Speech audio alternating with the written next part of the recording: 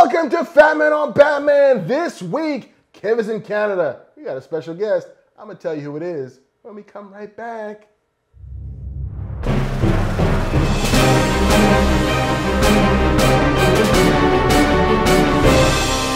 Hey everybody, I'm Mark Bernardin. This is Fat Man on Batman, or this week, we've decided to call it Black Man on Batman, because I got a special guest, Phil LaMarr. Holy shit, Phil LaMarr! That's what I say, holy shit, Phil LaMarr. That's actually my legal name. Holy shit, Phil LaMarr. Good morning, honey. Holy shit, Phil LaMarr. How are you? Phil LaMarr, last episode, I think it was, Kevin and I were riffing as we do, as one does. And we got to talking about the fact that I was watching Spider-Man 2 one weekend, and I noticed, like, you know who's in the back of that fucking, the train scene? Phil LaMarr. You know where else Phil LaMarr is? Everywhere. He's like Leroy Gump of pop culture. And so he hits me on Twitter, like, Leroy Gump? Leroy? Leroy. Leroy? Leroy. And it took me a second to remember where that was from. It's like, oh, dude! You should come on the show. So now that Kevin is up prepping The Flash, his second episode of The Flash, he's directing. Zoop. I was like, fuck it, let's bring another guest in. Let's do a show. Let's do a show with Phil. Let's do this show. How are you? I'm good, man. Are you busy? I am busy. Because one looks at your IMDb and there's 347 actor credits. Yes. That's a busy man. Well, you know, not, if you divide it up by 30 years, it don't seem that fucking impressive. Well, still, you look at people like, oh, that dude, great actor, made 12 movies. This guy, 347 credits. That's right, baby. I work in volume. Hey, you know, if you can't pummel them with quality, pummel them with quantity. There it is. Not that he's not fucking awesome at his job. So listen, let's go back. Okay. Let's go way back. All right. We're about to go all the way back. Ooh. Tell me now, you're a California kid, right? Yes, sir. Born and raised in LA. So now, and you went to Yale. Yes. Tell me how you get to Yale from Southern California. What was your path? What did you want to be when you grew up? That's a good question. I'm still trying to figure that one out. I'm gonna keep going with this acting thing until something better comes along. Excellent. But so far, so good. My mother was a striver. My mother was one of 8 kids out of Pine Bluff, Arkansas.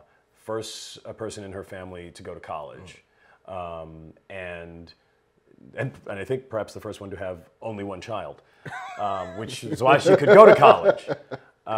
And she was all about achievement and education and opportunities. Grew up in LA. We moved out of Inglewood to the North Valley right about the time they started busing people from Inglewood to the North Valley. And I think the only reason I got to Yale is because that extra hour of sleep. All the other bros would get up at 5 to get on the bus. Let's go. I was bright-eyed and bushy-tailed. Here I am in Chatsworth. Exactly. I went to Harvard Westlake, which was a really good private school, and got into Yale. And I don't think it has helped me at all in my career. It almost never does. But I mean, at least like if I wanted to work for the CIA, that shit would be very valuable. Right, like in entertainment, it kind of does not matter where you went to school, unless you want to be a comedy writer. Then it helps to have gone to Harvard. Yes, if you want to write for The Simpsons, you have to go to Harvard. That's about it. But I mean, I remember hiring kids who went to Harvard. Right. And I went to St. John's University in Queens. Did not matter. Yeah. Like, I'm hiring that guy. He just happens to be the best guy, but nobody gave a shit where I went to school. Well, and I keep saying that, as my kids are getting older, and my wife's like, oh, what about it? It's like, college is not a thing. Like, believe me, I went to Yale, and I've worked for a ton of motherfuckers who went to state school. So it really does not, just go where you fit, go where you will get the most. And Yale, for me, was actually a place where I got a fantastic perspective, especially as a California kid going east. You get to see a little more of the world, and like, although there is something hilarious about meeting people whose names have the same name as of buildings, and you're like, that's so funny, you got the same name as that building. Yes, that's my great grandfather. Oh, that's okay. I see why you're here. Got it. Oh no, you're really smart. Right. No, I get it.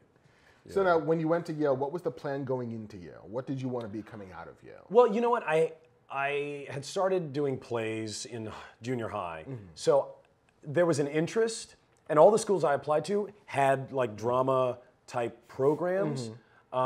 Although I wound up picking the one with the actual least good undergraduate program. I don't know. I could have gone to Northwestern. I could have gone to Carnegie Mellon. I'm like, let's go to Yale. But I'm thinking Yale drama.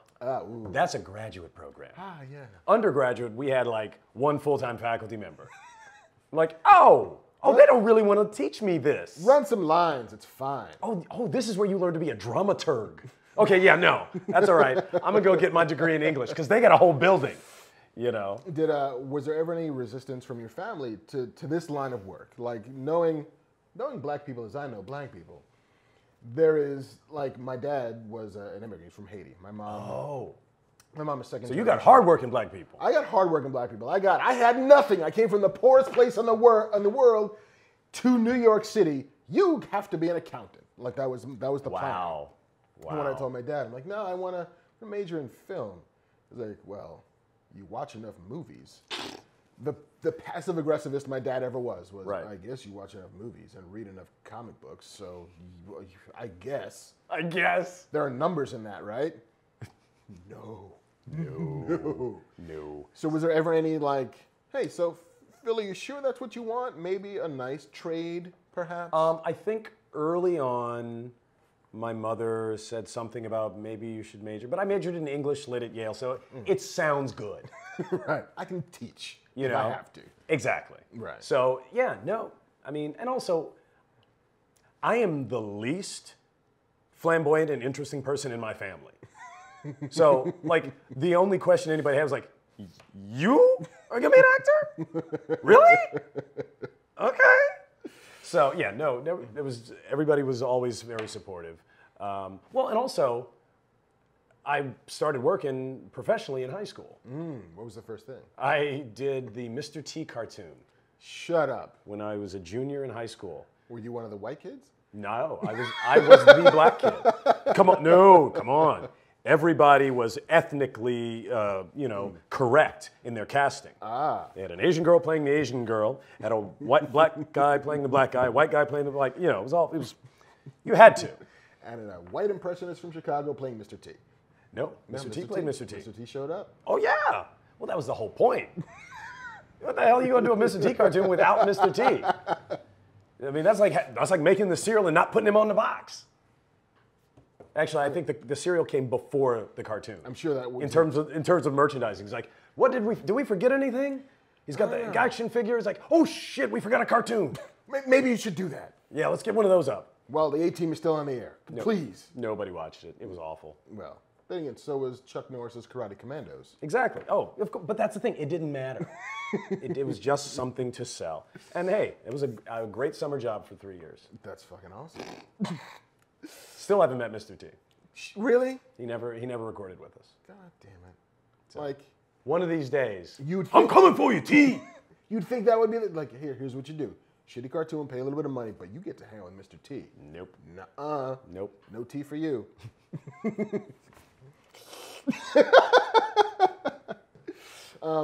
So now, in all of this, were you a nerd? Were you a geek from way back? When did it start for you? Well, I'm a reader.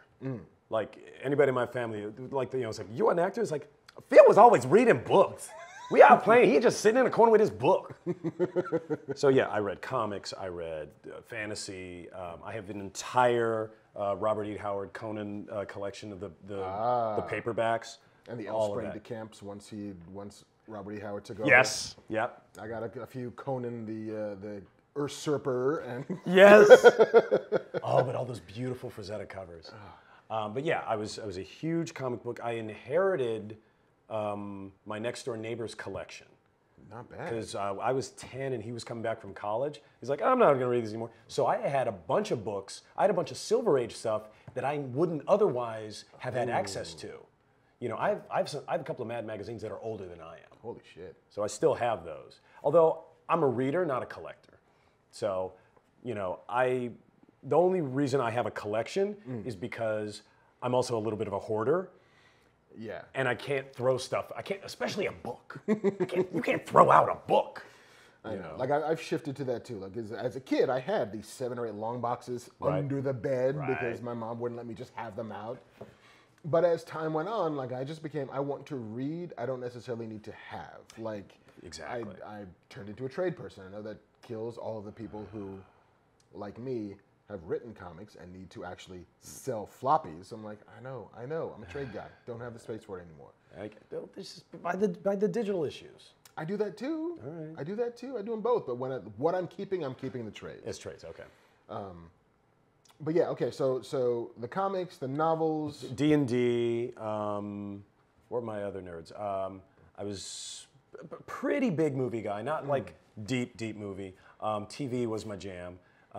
From 1975 to 1995, I could tell you at that time every show that was on the air and anybody who was in it. Even the crappy shows that nobody watched, I knew who it was. Wow. You know. Hey Phil, who was Ricky Schroeder's butler on Silver Spoons? Back then I would have known. I could tell you which show Morgan Brittany was on in 1983. You know. But then, you know, cable hit and it exploded and I got old. As happens to the lucky ones. We got old. So you and me, not Jimi Hendrix. No. Okay, so nerd goes into Yale, comes out with a degree. Did you stay for graduate school or did you? No. I did audition for Yale Drama School because I'm like, I don't know if I want to go to graduate school, but I guess if I get into Yale Drama, then I want to go to graduate school. I didn't get in. Didn't get in. Came home to LA, which is a great fallback. I mean, if you want to be in this business and home is LA, not so bad. Exactly. I've been really lucky all my life. And I mean, it still took me, you know, quite a few years to get up off the ground, you know, but the one thing I had from college that really, I think, fed me was I started doing improv in college. Okay. Which would then lead you to the Groundlings, yeah? Yeah, a buddy of mine from Chicago studied with Del Close in summer of '85. Wow. Came Came back with us like the man who had just come from Mecca with the picture. You must see this thing. Taught a group of us how to do the Herald, this new long form at the time. And so we formed a Herald group and it blew my mind. It's like I had never seen. You know, I think I'd seen easy game improv, but I'd never approached it on this level, and it was mind-blowing. Plus, that summer, we all as a group went to Chicago, studied with Del, had him hip us to the Robert Anton Wilson series of books, you know, the Illuminati series and The Widow's Son, and like all of this incredibly, it's like, read this book. This is what we're doing in improv. Like Illuminati conspiracies and subtext and hypertext and everything. Like, yeah, bring it. You know, Like, it must have been great for like a D&D kid who's like, I've just got the books and books and books. Yes. Give me things to study. Tell me things with numbers. Show me the formulas. exactly. The unearthed arcana of comedy. Right. And it was hilarious because up until that point, comedy was just comedy. You know, stand-up comics. You know, hey, I'm a wild and crazy guy. There was no studying of it. Although, what's funny, speaking of black man on Batman, I do think that there is, because there's been a lot of talk lately in Groundlings and UCB about, how come there ain't no black people? And I mean, there's a lot of funny black people. Why aren't they doing improv? Or why aren't they getting, you know, rising levels in improv? And part of it is, you know, I won't say blatant racism, but unconscious racism. Right. Just because comedy is a gut thing, and people respond to stuff on an unconscious level. And they respond to the familiar, and don't respond to the unfamiliar. I don't know. You know, she just doesn't make me laugh. It's like, because her characters don't remind you of your family. No, that's not it. Yes, it is. And when you do respond, it's because it's Cosby. Because he's being specifically generic. Right. Like, yeah, well, that's the thing. And there's also, I think, from the other end, a cultural element. Like, you, in order to pursue a career in improv, you have to have a grad school mentality. And most black, brown, you know, folks, you and children of immigrants and stuff, if you tell them, it's like, you have a wonderful creative gift. We want to charge you $400 to $600 per month for you to get better at that gift. Like, what? Wait, I'm funny, and you want me to pay you to go be funny? Fuck you! I'm going to the improv. Right. I mean, and there's also that, especially culturally, the idea that if you're black and you're from wherever you're from, the people who are great at things are great because they were always great at things. Right. Like, you're an athlete. You're super fun. You're just fast. Exactly. You can shoot. You can run. It's natural. It's natural. Not that, of course, you don't have to study to get elite at it, but if you're... But people think you know. It's like, man, I never see Michael Jordan practice. Michael Jordan practices every day. Every fucking day. I don't see it. Man, no, I just get up there and I ball. You know, like people don't want to practice. People don't want to work. People don't want to study. Yeah, they don't understand or haven't been taught that they need to understand. Right. The Malcolm Gladwell of it all. You got to put your 10,000 hours in. You have to get great at this. And especially because if you're a funny kid, you're already making people laugh. Right. Like you're doing the thing, you're getting the response. Maybe I'm done. Hey, fuck it. Maybe I do some stand-up. Maybe I get a little bit of money. I don't actually need to put in, I don't have to get under the hood and find out why I'm funny. Right. I'm just funny. You know, it's why, you look at somebody like Tiger Woods, who, whatever you know about him today, who gives a shit. But the idea that when his swing was broken, he took a year off to fix his swing. Right. Like, I'm going to get under the hood and find out why this doesn't work. When Michael Jordan didn't have that leap anymore, it's like, I'm going to take a year and find a jump shot. Right. I need a mid-range jumper. I can't do that anymore. I'm going to learn how to change. Yeah. And it's hard to do if you're 19 years old and funny. Right. If you're 16 years old and fast. And if you don't have the mentality about getting under the hood and understanding the process, about being about process. Yeah. So. And I do, we might loop around back to this later, or we don't have to. We can talk about it now. But the fact that you now do the black version. Yes. Which is an all-black improv. Or all... Yes. All diverse. No, it's all black. All black? Well, our director is Japanese. Why the fuck did I just do that? Like I haven't known Karen Maruyama for 25 years. But yes, it is all people of color involved in the production, and white people holding the money. Just to keep it straight. just so we all know, we're all getting paid at the end of the day. So now, how did you form that nucleus? Like, was it just you see people and like, oh, you have the shine. You've got the glow. You've got the steady wrinkles on your forehead. I know you know. Did you just throw some Scatman in there? Oh, that boy got a shine to him. I did a little bit. That's hilarious. My buddy Jordan, Jordan Black, who's also in the Groundlings, and actually had directed Jordan when he was coming up through the Groundlings.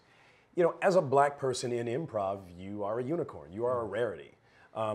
But what we found is over time, we found other unicorns. And he said, you know what? I'm tired of being all these herds of horses. Let's get a herd of unicorns together. And he, by that point, he knew enough people and he gathered people from, Groundlings and other places and we just formed a group, and it's been so much fun. Now, how long has it been going on? We started doing the black version in 2010. And for anybody who doesn't know, black version is a live improv show we do here in LA where it's an all-black cast. We take a suggestion from the audience of a classic or iconic movie, and then we improvise the black version of it. So our premise is essentially racist, and we head down from there. But yeah, it's really fun and completely un-PC. Totally un-PC. I went once. I got dragged by a friend of mine, and dragged in the best way. Right. But you gotta see this. Dude, you have to fucking go. It's so amazing. So I went, and my suggestion got chosen. Oh, what was yours? Beauty and the Beast. Beauty and the... Oh! Yeah. Because, see, now it's funny, because... There are songs and everything. Right, we started getting into... Like, when we first started, we thought, this will run for like 3 months, then we'll be done. Because, how many times can you just do the black version? Okay, now I'm a beast. I'm a beast, you know? But we found that it's not that the premise is limited, it's that it's simple. And so it just blows, and it just goes, and it goes, and it goes. But that's funny. There are a few things...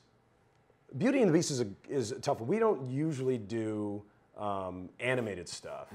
Although, not really any reason. But Beauty and the Beast is a lovely, really white one, and It's so white. Exactly. Well, one time we got Snow White. Ooh. And it was tough because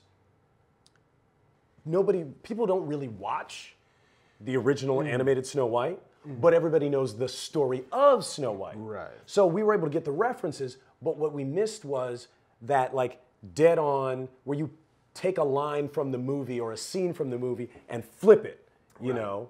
Like, because it exists in this weird ethereal, like we all know it, right? But we know 18 different versions of it. Exactly. We had the same problem with what was it? It was the story of Moses. Exodus. Great. No, I can't remember which version of the movie. I think it was before Exodus came out. I think we were doing Greatest Story Ever Told or something. And like everybody knows those Bible stories, but nobody got like, if you do a specific like, I'm Edward G. Robinson, like people ain't getting that reference. Right. Where's you got now, Moses? Right. Exactly. But it still works. You know. Right. So that's once a month, right? At Largo, down on La Cienega. Fantastic. Largo at the Coronet. All right. So now let's plug away. Plug away. Plug. So Groundlings, then Groundlings to what? Does animation start there yet? No. I did. Well, I mean, the original job, Mr. T, was animation, but I don't really count that because it was bad animation, and it wasn't a career. I did improv. I did Groundlings. I started doing a lot of sitcom work, and then I got Mad TV. The animation actually starts there. Okay. Because we had all these claymation pieces produced by a guy named Corky Quakenbush, which were great. Also the best name I've ever heard. Exactly. Like we had basically like the Scorsese version of Rudolph the Red-Nosed Reindeer called Raging Rudolph. And it was just like those little cute Rankin Bass claymation things, just bloody. You know, like Yukon Cornelius just like rips the head off of the abominable snowman. It's just like blood everywhere. And so yeah, and they used the cast to voice all of those animated shows because, hey, we're already paying them for the episodes. Let's fucking just stick them in there. We don't need to get June Foray in here. We got these people. Exactly. And that's where I really started getting my first real mic time, you know, and like understanding, okay, and plus sketch characters stuff sort of dovetails with, you know, voiceover characters. It's like, okay, you got to do it quick. You got to get that character across, you know, in a way that people can grab onto fairly quickly. And so I think it lent itself to when I started doing animation, which came around towards the end of Mad TV, and right after I left Mad TV, then I really started pursuing it. What was the big takeaway from Mad TV for you? Like both being in it and, because you hear these stories, legendary stories of SNL and sketch comedy and The Ringer and The Grinder and the weird sort of, especially in SNL, the layers of heritage and tradition that seem ridiculous to the outside. Like, why do you do it this way? I'm sure there's 28 better ways to do this, but it's the way you've always done it. Like, sure, I guess, why not, Lauren? That's your jam. Who am I to say no? What was it like? Was Mad TV that same kind of, or was it supposed to be different, by design different? I don't think there was much vision. All they thought was, we've got this name, we've got this property, and SNL wasn't funny last year, so we're going to be the new SNL, which was hilarious. Because, that guy's just been standing there for 25 years. You go knock him down. Be my guest. And the first year, you know, I suppose we didn't really have a chance. But that was the idea. It's like we were going to take on SNL. By second season, we were copying SNL. They like gave up the fight quick. Like, I'm out! Here's a guest host who's doing a monologue. Who wants a news segment? Seriously, that was our second season. Like, wait, guys, we're supposed to be the alternative to SNL. Yeah. By alternative, we mean a half hour earlier.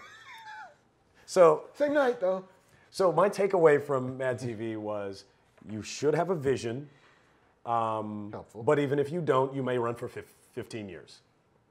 Hey, there's shows on the air that have run out of vision 3 episodes in.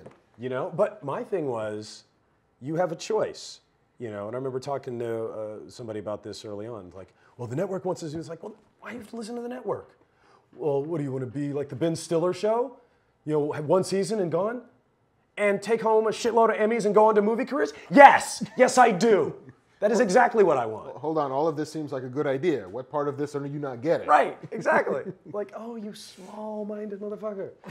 It's like, I just want a steady job. Like, no! Don't you want to be great? No, I just want to be good. Yeah. Enough. Good enough for the guys above to keep writing me a check. And that I guess that's a vision of a sort. It totally is. I mean, it's a vision of a happy retirement, I suppose. Right, right. Where nobody remembers your name. Exactly. Wasn't that great, Marge? Oh, it was amazing. Remember all that work we got? I know. Who are you? I'm sorry. So now, did Pulp Fiction come in the middle of Mad TV? Pulp Fiction came before Mad TV. Ooh. Yeah, because we started Mad in 95, shot Pulp Fiction in 93, came out in summer of 94. Yeah, Con was summer 94, and it was still in the theaters when we started Mad TV because our first episode had a Pulp Fiction parody. Because of course it did. That's what happens when you're Pulp Fiction. Right. Like, everything is going to parody you because you're Pulp Fiction. Exactly. So what was your way in? Like, how did you end up in the back of that car, getting shot in the face? Again, back to improv. Julia Sweeney was friends with Quentin Tarantino and got him to come do our show we do at the Groundlings called Cooking with Gas, where we do an improv show with a special celebrity guest. He was a celebrity guest and I was in the cast. And he and I met there, and then when he was casting the movie, he remembered me. Look at that. You know, and asked me to come in and read. That was the most fun audition ever. Now, who did you read for Marvin, or did you read? Well, because Marvin didn't really have any lines, and Quentin is smart enough to know, it's like, I don't want to hear somebody say 3 unconnected lines. Let's do a scene. And so we had this audition with the Jules Brett hamburger scene. Oh, man. That's just like being handed a sizzling sirloin steak. Like, you want some? Yes! I mean, the writing is so good. Like, you practice. By the time I read through it 3 times, I had this shit memorized. Because every line is the line that should come after the line before it. Just, even though it's like this heightened language and these completely unrealistic scenarios, it all just flows, man. Now, is he the kind of guy, and I've heard varied versions of this, but I tend to imagine him a bit like Aaron Sorkin, which is, my words are, not to say sacrosanct, but they're written to be spoken and to be spoken a certain way. Does Quentin allow for you to come in and improvise, or does he say, like, I know, I get it, but this is the way it's supposed to lay on the page, this is the way it lays in your head? I think, because we had rehearsals before we shot, because it was really low budget. It was like an $8 million budget. So, we could not waste time. You had pages you needed to do. You know what? I think Quentin, I can't really compare him to any of the, I've worked with a lot of good people. And some people have been very like, we've written the words, his shit is so good, you don't want to improvise. You don't need to. It's like, because improvising comes when you're like, wait, but you come up with a better idea. You ain't coming up with no better ideas.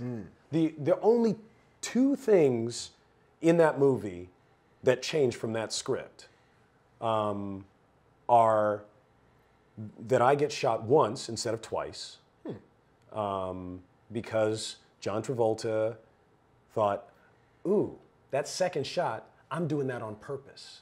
Because what was supposed to happen is, he turns around, it's like, come on, you gotta have an opinion. You think God came down from heaven and something? BAM! Goes in the throat.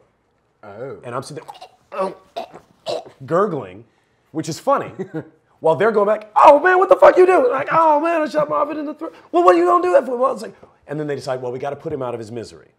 On a count of 3, I'm gonna hit the horn. 1, 2, and then they get covered in blood, and then everything goes the way it's. And Travolta, I think rightly said, if I shoot this kid on purpose, the audience is gonna hate me. And Quentin said, oh, you're right. And they changed it.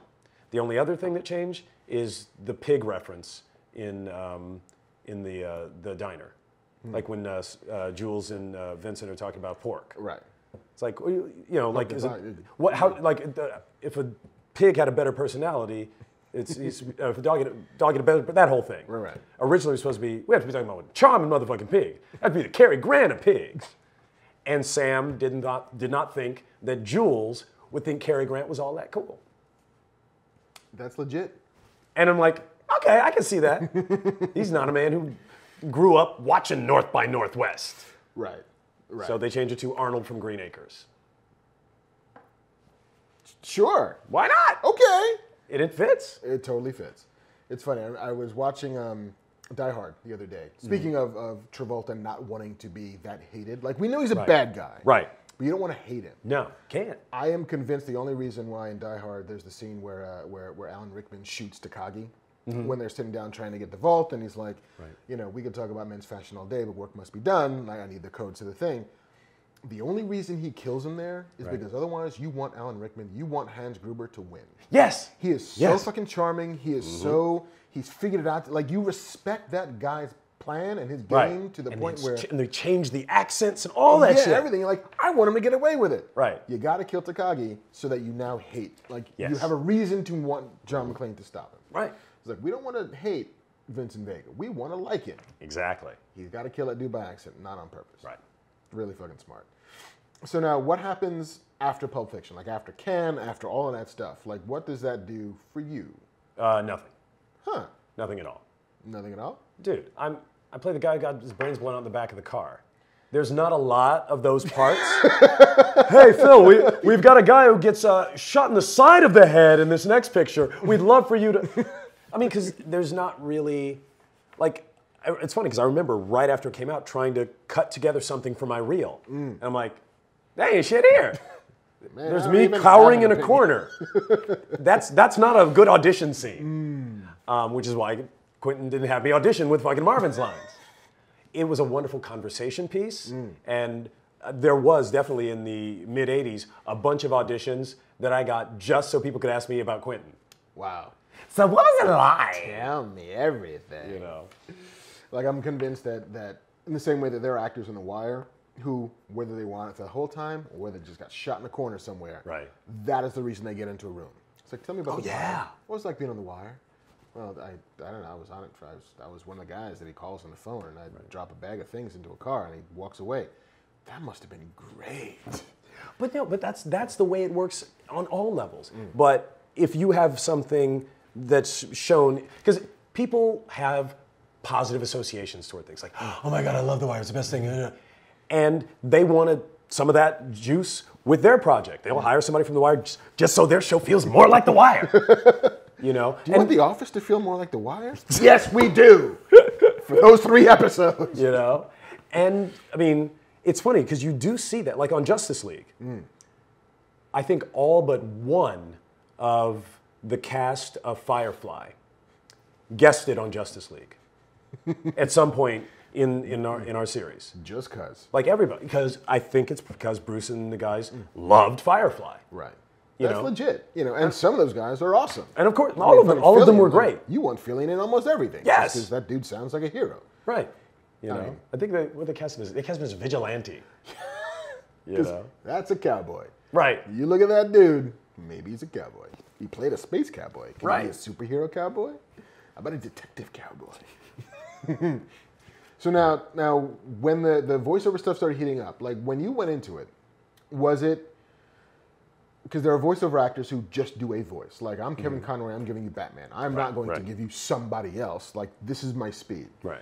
When did you decide that, like, you know what, I could do Phil Lamar, but I can also do these 19 other things and help you get where you're going? Right. You know, like, not that you're, you know, Maurice LaMarche. I mean, it's not like you're inventing, like, I'm Mel Blanc. No, but you still were able to give you a kaleidoscope of Well, no, the truth of the matter is when I started out, I couldn't do Phil Lamar. You know, someone said, we want your own voice. I'm like, I don't know. I mean, it's like, motherfucker, I grew up code switching. I don't know. All I got. There's no there. You know, my natural voice, when? In a room full of white people? In a room full of black people? Which me do you want? So, and also coming from sketch, I was all about chameleonizing. You know, if somebody said, oh my God, I didn't even know that was you, that was the ultimate compliment to me. So I was always trying to find a new sound, a new voice, a new placement for whatever character.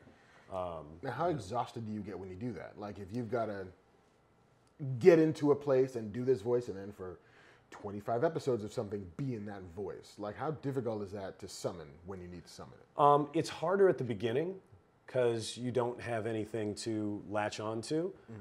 Usually what happens is they record that first audition or that first recording session where you did that voice, and then they play it back for you, and then you're like, okay, let me refine that.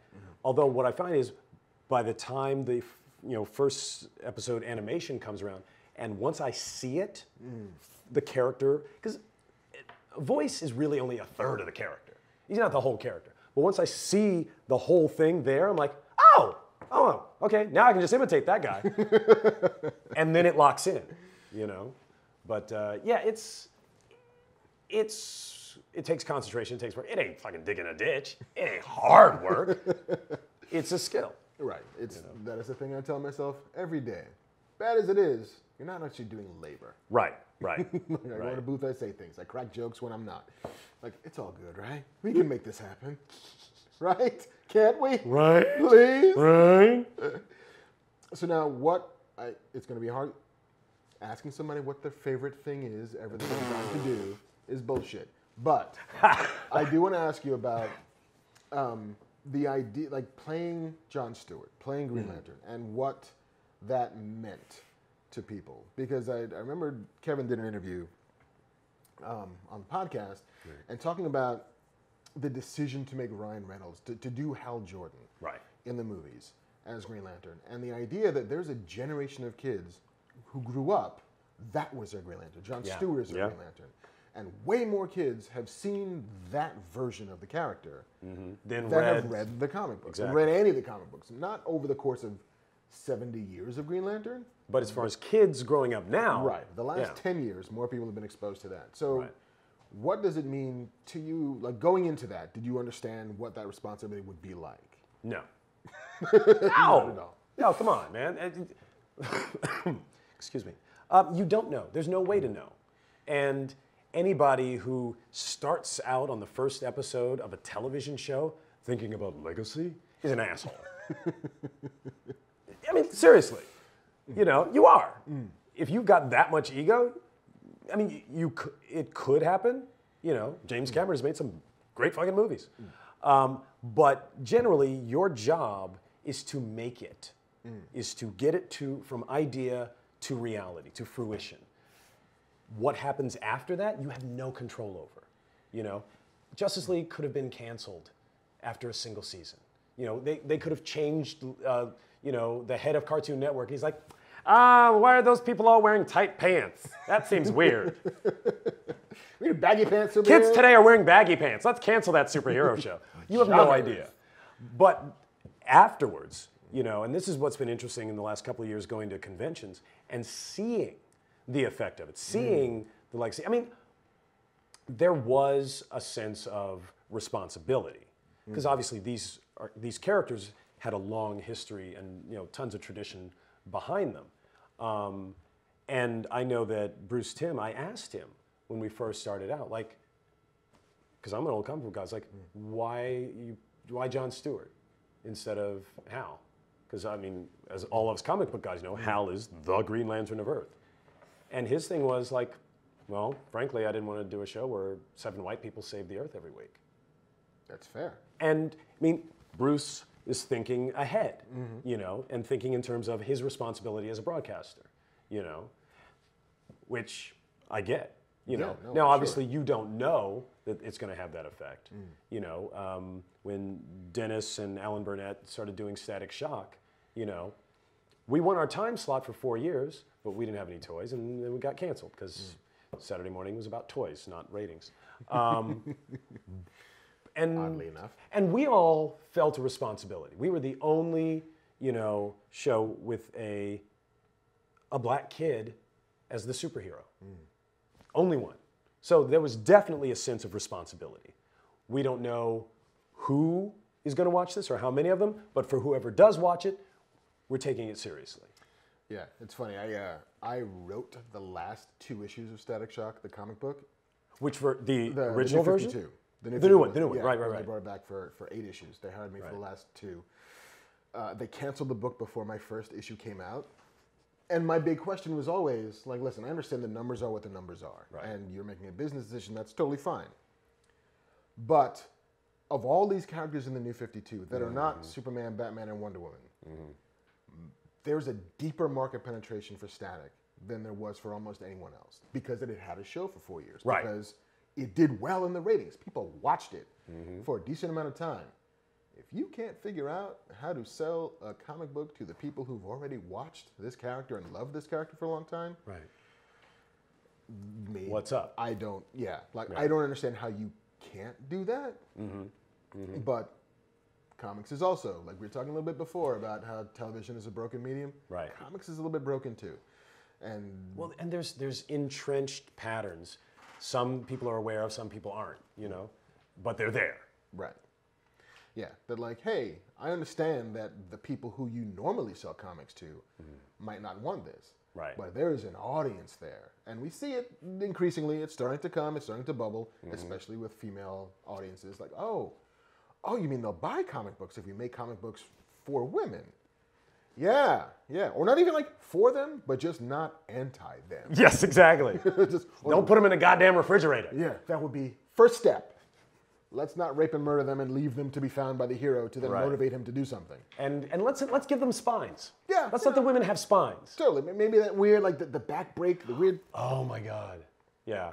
Like just a couple of those. It's just, I mean, you know, everybody loves a little something, but let's diversify. No, I mean, and nobody's saying you can't have pneumatic breasts, No. but you can't show her pneumatic breasts and her ass at the same time. It's just not physically possible. You got to pick, motherfucker. You got to pick. Okay, so yes, we've talked about your vast panoply. And yes, if anybody is still listening and watching, then let's move on. Let's move on. What else do you want to do? Like, what is on the to-do list for Philomar? Like, I've done movies, I've done TV, I've done voice work, I've done, episodic, I've done all of this thing. What drives you? What is the question that drives you? Basically, I want to keep doing it. I want to keep doing it. I mean, I basically do a play every 3 years. I jump back and forth between on camera and, a little bit of movie here. I did Jason Reitman's last movie, and then do some TV stuff. I just did a guest spot on Lucifer, which is so much fun. And then I keep my voiceover stuff going. I would love to just keep, eating from the buffet. But, I'm also feeling like, well, what else can I do? And like as an actor who was an English major and can put two words together, I'm like, why haven't I written anything? So that's where I'm headed currently. Got a couple of writing projects and developing a thing that hopefully we will launch at the end of this year or the beginning of next. But it's going to be a really cool, fun, geek-oriented project. Ooh, I like the sound of that. Yeah, it's going to be fun. Geek-oriented things make me happy. Yes. Clearly. So going to be writing and producing that. I want to just, I've got, all the legs of my stool. I would just want to keep adding legs and keep spreading my shit out. I want a kaiju career. Exactly. Tentacles. But no, we don't want your career. Not like that. No. We don't want your career to be raping things. No. You know what? The octopus is nature's friend. The octopus the octopus is a peaceful creature. It really is. Even the ones in Japan. They hardly ever rape things. Exactly. All right, Phil. I'm going to let you get back to being the busiest man in show business. All right. Listen, you guys, if you want to just drop into a Netflix K-hole, look up this dude's filmography and just start watching shit. You could watch shit for the rest of your natural born life and still not get to the bottom of everything that he's got a hand in. Well, but you also need to be watching, Samurai Jack is on Netflix. You got to catch up. If you haven't watched Samurai Jack, you got to, because I just came from working on one of the episodes of the new Adult Swim mini run. I love that show. Oh man, Love that shit. You have no idea. the new episodes gonna blow your mind. Now I'm giddy. I'm giddy with anticipation. No, listen, Phil, Lamar, thank you so much. Thanks, Mark. Thanks for having me, man. Spending a little time with us here in the old Fat Cave. And Kevin, thanks for being in Canada. Yes, you can stay for as long as you like, my friend. We're holding it down here on Black Man, on Bad Man. That's right. Listen, we'll see you same time next episode, same fat place, all the things Kevin says. It's smodcast.com/fatman/Kevin Smith, youtube.com/Kevin Smith. Take it easy, guys. Salute! Salutes.